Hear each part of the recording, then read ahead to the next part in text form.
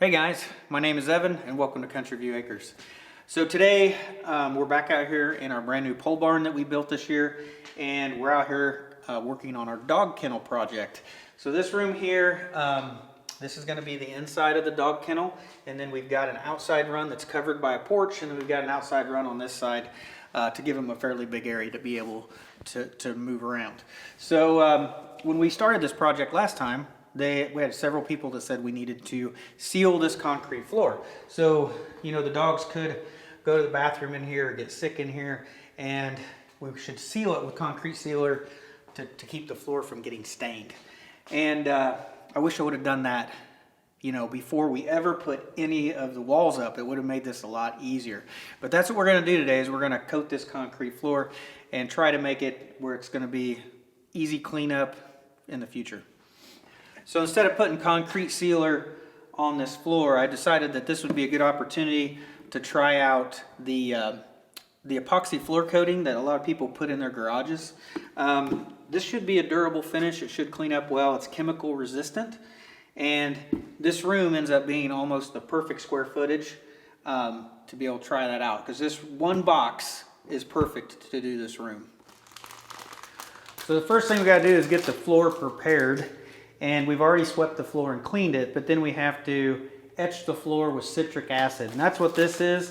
You just got to mix this in 2 gallons of water, and that's going to make our citric acid. And then we have to put that on the floor and scrub it with a scrub brush and get it to etch the floor.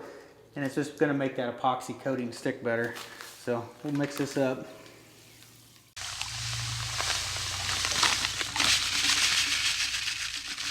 So after we swept the floor, there is a few darker spots here on the concrete. I don't know if we've already stained it a little bit with something, but at least this epoxy floor coating should make everything nice and even and cover up any stains we might have.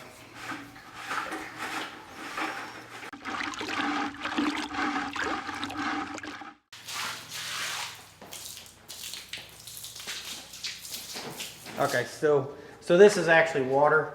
We're actually supposed to get the floor a little bit wet before we start putting our citric acid on there and scrubbing it in. So we're just going to swish some water around and get everything wet.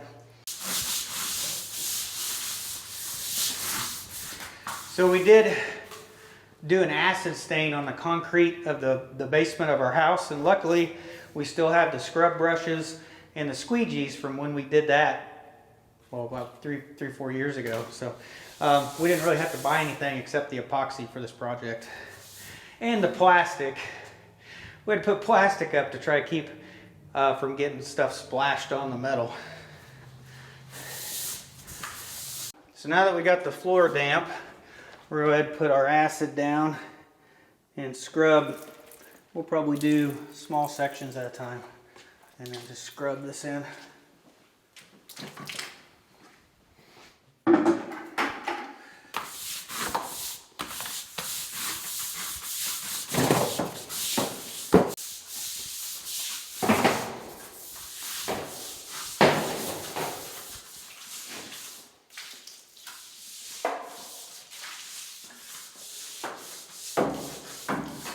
The rest of it on the floor.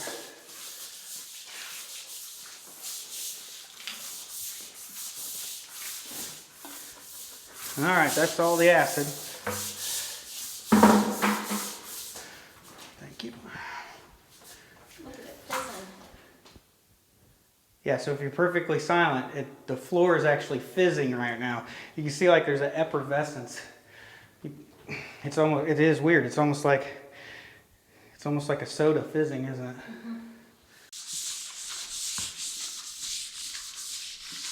All right. Well, we think we got everything scrubbed down pretty good, so now we just need to rinse it with clean water and squeegee it all down the drain. So I bet you it's going to take several buckets of water.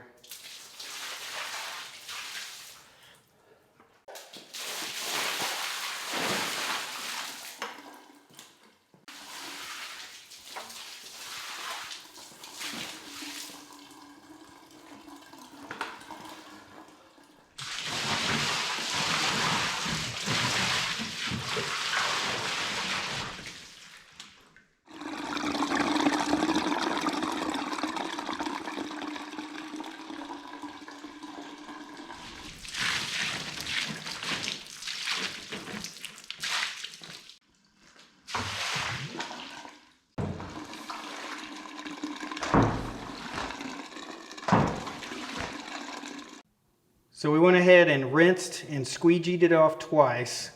So everything looks pretty good now. I think we're just going to go ahead and just let this dry. So it's taken a total of 2 days for the concrete back there to dry.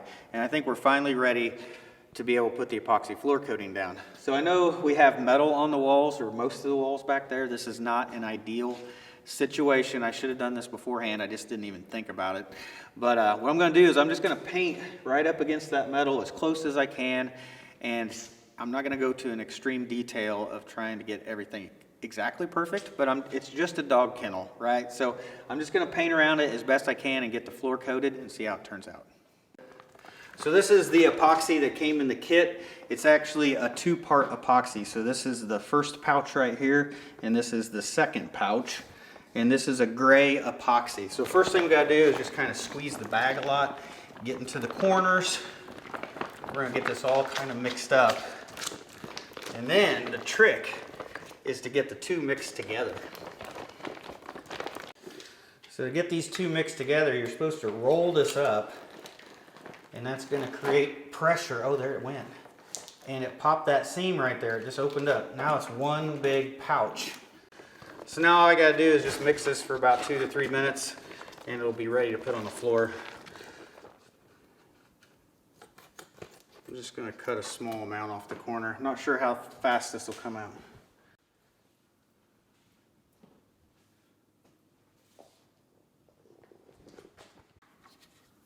So the kit did actually come with a paint roller.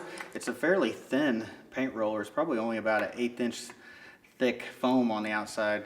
And then we're just gonna roll this on, try to even it out.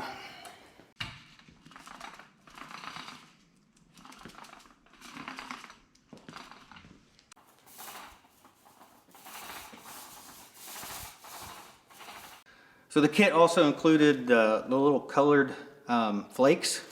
And I'm not sure if that's just to make it look unique or if that's actually for traction so that you don't slip on it. But I'm just gonna go ahead, I'm gonna sprinkle that on where I painted, and then I'm gonna move on and just continue around the room.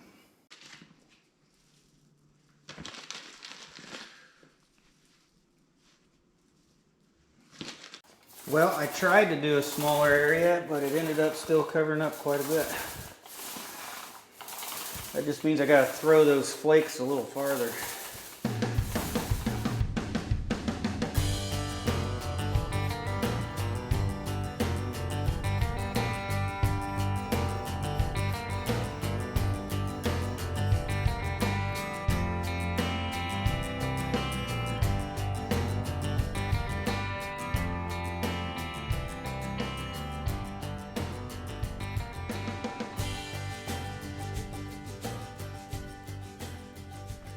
So I just finished putting the epoxy on the floor, and that's gonna have to dry for about 10 hours, I think, for me to be able to walk on it. So I don't wanna do anything in here today that would stir up any sawdust or anything like that, because I don't wanna get that in the epoxy. We're just gonna close the barn up for the day and come back tomorrow, and we'll see how this looks. But right now, that actually looks really good. I think it's supposed to be a high gloss. The only thing I'm worried about is if it ends up being slick when it gets wet. We'll just have to wait and see. But right now everything looks good. That went fairly smooth. That was actually easier than the acid part. Scrubbing the floor and doing all the rinsing and stuff was way more work than the painting part. So it's been about a week now since we put the coating on the floor, and it did take a good 24 hours for it to completely dry, and it looks really good. It's nice and shiny, and the flakes that you added to the floor, that does give a texture to the floor, so I do think that helps a little bit with traction. And I mean, overall, I'm really happy, I think, with the way the floor turned out. Hopefully it's as durable as what they say it is.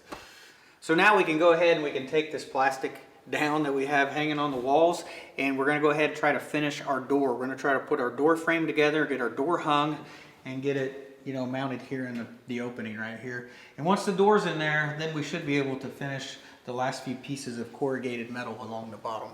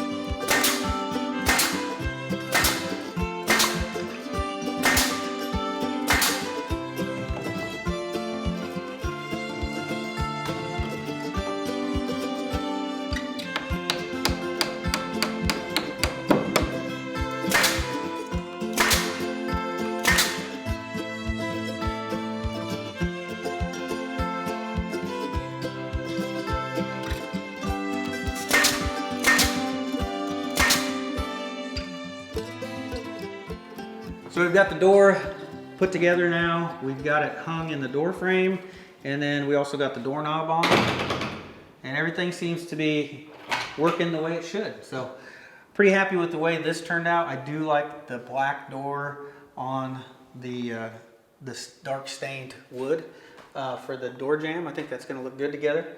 Now this did take a while to try to get the door painted and to make this door jamb. So this door was a scratch and dent door from Menards. I ended up buying 2 of them. So they both had a little bit of water damage, but this one actually had a broken door jamb. The frame that went around it, it was broken, so I knew I was going to have to make another one.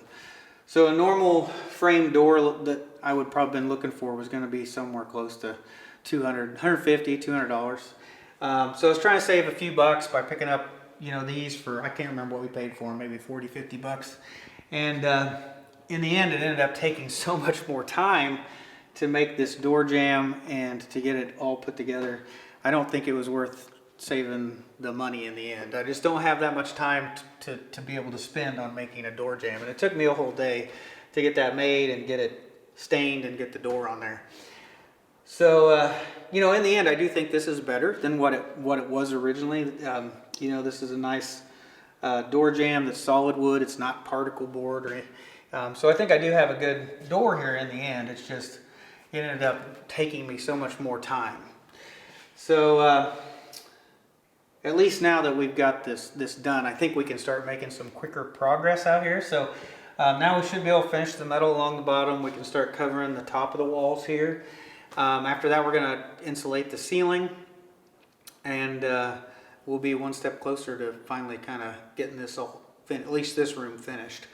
But it's been this has been 3 weeks in the making. 3 weeks to paint the door. I mean, working on the weekends, you know, paint the door, make the door frame, the jamb, get it all stained, get the floor scrubbed and the epoxy down. So it's been a long 3 weeks, and it doesn't seem like I got quite you know, like very much done. So a little disappointed in the progress we're making right now. Hopefully it's going to speed up here next weekend. Hopefully we'll start making a little bit better progress. But anyway, that is it for today, guys. I think this is a good place to end this video. It's just been taking so long to get this little amount done. So, but yeah, that's it, guys. So thanks for watching. I'll see you in the next one.